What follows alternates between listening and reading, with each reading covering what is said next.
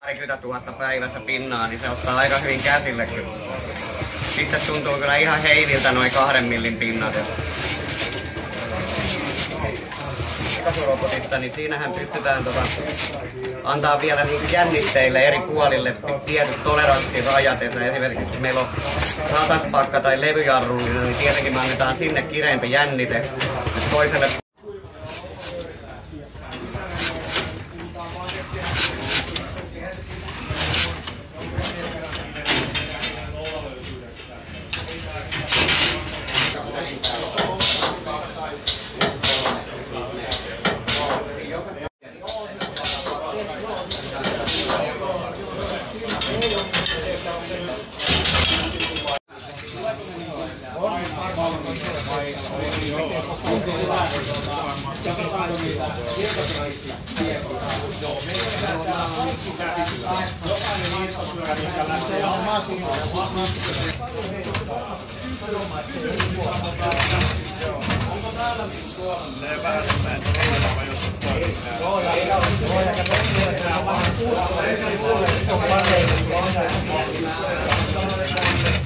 Tässä näkyy järjestelmä, miten on, että nähdään painaa, siinä on, tai porataan, kyllä.